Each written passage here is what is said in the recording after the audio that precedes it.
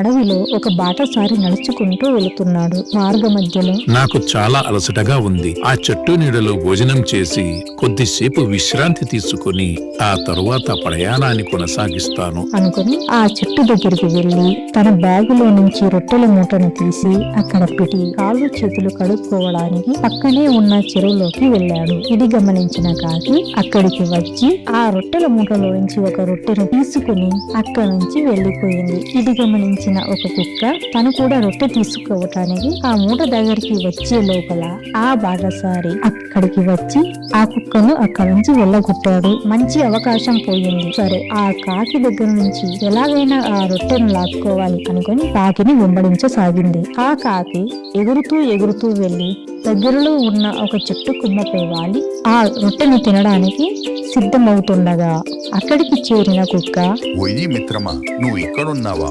నీ కోసం అడవంతా గాలించాను. నీవు చాలా బాగా పాడుతావని, నీ పాట చాలా మధురంగా ఉంటుందని విని ఎలాగైనా ఈ రోజు నీ పాట వినాలని ఇక్కడికి చేరాను. దయచేసి నా కోసం ఆ పాట ఒక్కసారి పాడవా అంటూ బ్రతిమలాడింది. ఆ పొగడ్తలకు మురిసిపోయిన కాకి నిజమే అనుకుని కళ్ళు మూసుకుని నోరు తెరిచి కావు కావు అంటూ పాడటం మొదలుపెట్టింది. అప్పుడు ఆ కాకి నోట్లో నుంచి రొట్టె జారి కింద పడింది. ఏమాత్రం ఆలస్యం చేయకుండా కుక్క ఆ రొట్టెను తీసుకుని అక్కడి నుంచి పరిగెత్తింది. పాట ముగిసిన తర్వాత కాకి కళ్ళు తెరిచి చూసేసరికి అక్కడ కుక్క లేదు, తన నోట్లో రొట్టె లేదు అని చుట్టూ చూసింది.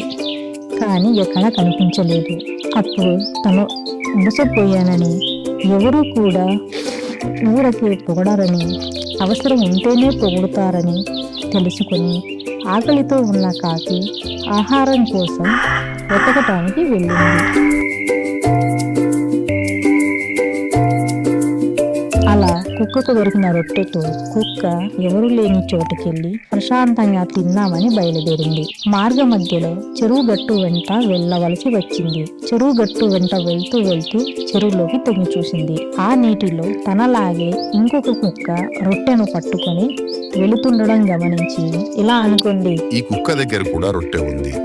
దీన్ని ఎలాగైనా బెదిరిస్తే అది ఆ రొట్టె వల్లి పారిపోతుంది. అప్పుడు నాకు 2 రొట్టెలు తినే అవకాశం దొరుకుతుంది అనుకుని దానిపైన గట్టిగా అరిచింది. ముందు తన దగ్గర ఉన్న రొట్టె నీటిలో జారిపడింది. అప్పుడు అర్థమైంది తనకి, ఒకరిని మోసం చేస్తే తను విధి చేతిలో మోసపోతామని తెలుసుకొని అక్కడి నుంచి ఆహారం కోసం వెతకడానికి బయలుదేరింది.